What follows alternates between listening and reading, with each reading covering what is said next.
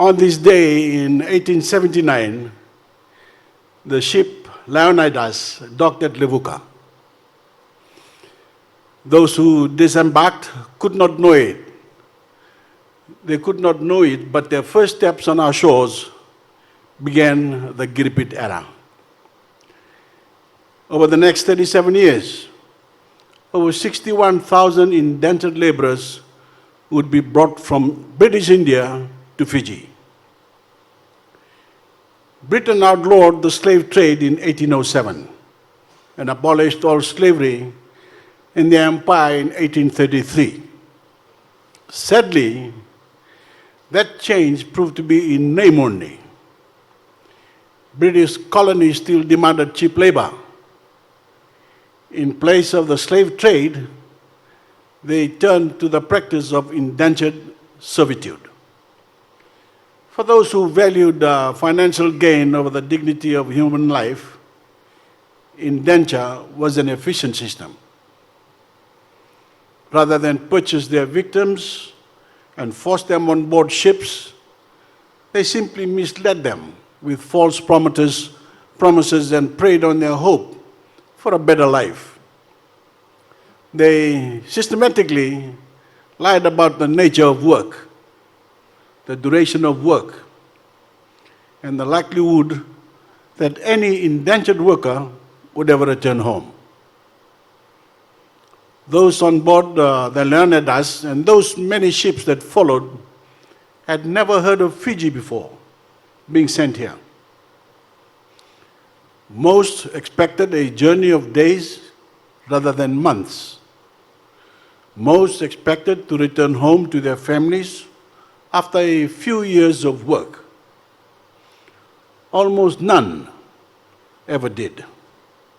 Instead, the Girmitya, as they came to be known, endured years of backbreaking labor under brutal conditions that meet the definition of slavery that we hold today. They performed the hardest work of building the colonial economy, working cane fields, farming copra, laying brick, and carving out roads. They worked under the whip. They lived under constant threat of abuse and sexual assault. Whether you were called a slave or a servant, a thrashing cuts the same. Rape is rape. Abuse is abuse. The conditions were so terrible, it was not uncommon for laborers to be driven to suicide. And they endured 5 years of this labor while earning wages too meager to fund a decent living, much less to fund a return home to British India for most. So once the terms of their indenture ended, Fiji became their home, not by choice, but by circumstance. And it was our good fortune that they remained, because they made the best out of those circumstances through wonderful contributions to the nation in agriculture, in education, in medicine, and literature. They found schools and started businesses. Their food festivals and traditions added richness to our cultural fabric. So much of what we think of as Fijian, including roti and curry, was introduced by the Girmitya. But despite their making enormous contributions to the country, their struggle did not end with indenture. The colonial government never accepted the Girmitya as equal human beings, much less as full Fijians. What was painfully true for the first Girmityas was perhaps even more painful for their descendants, for whom Fiji was the only home they'd ever known. This was their country, and they were Fijians. But they were not treated as Fijians. They were not even given the right to be called Fijians. The British colonial government maintained its power by drawing and deepening lines between different ethnic communities. To maintain the European position of prominence, they made a scapegoat of the Indo-Fijian population, painting them as outsiders who were undeserving of a full place in Fijian society.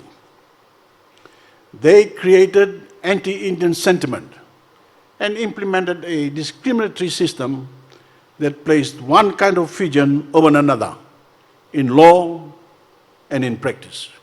No matter how much an individual achieved in a lifetime of work and study, they were always of lesser value because of their ethnicity. Up until 1927, the then Legislative Council allowed for Itoke representation through nominees to the Great Council of Chiefs, but did not grant Indo-Fijians votes or representation at all. We lived with that legacy for years, post-independence, under an electoral system that left Indo-Fijians with votes of lesser value. That injustice is almost impossible for us to comprehend in today's Fiji. Imagine building the colonial economy only to be told that you and your children did not have a place in it, and that your presence in Fiji was only tolerated. Imagine, though you, your parents, and your grandparents were born in Fiji, you were not considered a genuine Fijian and were denied an equal voice in elections. That is the cold truth of our history. We know it from the painful accounts of those who lived through it. Accounts of being worked to the bone, accounts of abuse and discrimination, accounts of rape committed by overseers against the laborers, and for decades afterwards, accounts of being denied basic dignity in their rightful home. I learned very little of this growing up. In fact, most Fijians did not. It pains me to know that so few ever knew the full breadth of this brutal reality. Everyone should know this story. It should have been taught in our schools from the day we gained our independence.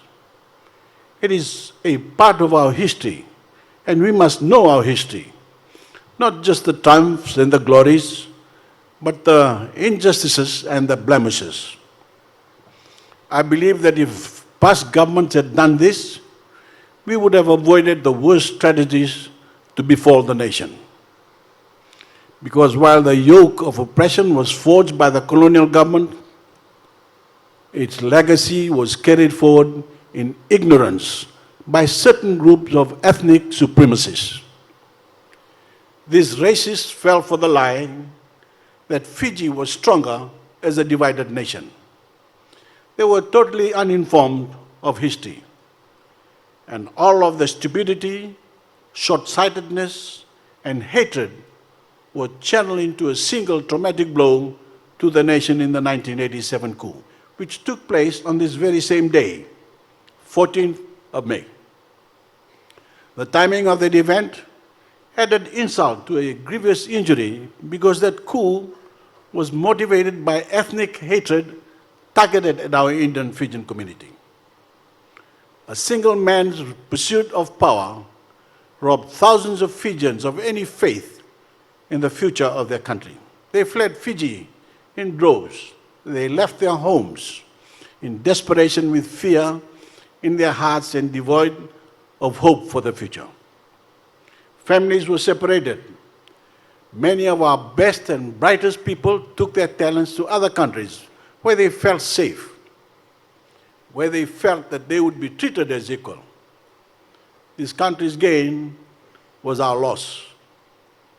These Fijians did not live for greener pastures. They had fulfilling lives here in Fiji. More than 100 years after their ancestors had been brought to work Fiji's land, they were driven out of the only home they had ever known in fear and desperation. It is an insult to every Fijian to attempt to rewrite history. You cannot revise the hard truth that it was racism and discrimination that forced these Fijians from their country. You cannot so carelessly disregard people's lives and experiences. There are consequences to lying about or sugarcoating the facts of our past. The greatest, of course, is that we allow old wounds to fester and injustice to continue, and we risk making the same mistakes over and over. How can we expect our children to sit in social studies class and learn to speak the truth, to love our country, and to respect and hold compassion for their fellow Fijians when they see that some politicians don't care about historical facts? If we're going to have a country and an economy that works for the people, we must be led by people who make decisions based on reality. Truth must matter. People's lives, memory, and dignity must matter. This history must matter. We have come a long way since the Girmitya era, a long way since 1987, and a long way since 2000. But at the heart of this change sits the 2013 Fijian Constitution, which enshrines my government's unwavering commitment to protect the rights and freedoms of every Fijian equally. Thank you. It finally delivered recognition that was decades overdue by declaring every citizen of this country to be a Fijian, period. Fijians with equal votes of equal value. Fijians with equal protection under the law. Fijians united by a common purpose of building a better Fiji, shedding our past and focusing on the future, a hopeful future. That future will not be written in India or in any other land. It will be written in Fiji, where the descendants of the Girmitya belong now and forever. The history that began on this day, 143 years ago, may be a history of injustice and brutality, but its totality over nearly a century and a half is a story of great hope. It is a story of resilience. It is a story of the greatest capacity of human beings to overcome hardships and do great things. The truth is, ladies and gentlemen, Your Excellencies, there is no aspect of Fijian society today that the Girmitya and their descendants have not made better in some fashion. When those first indentured laborers set foot in this country, they could not have known everything they and their descendants would give to Fiji. They thought they would eventually return to British India. They surely could not have conceived of the Fiji we know today, a thriving country in which their descendants are leaders in science, in education, in technology, and so many other fields. But I think we all know that when they look down on us from above, they do so with pride. May they never be forgotten. Thank you.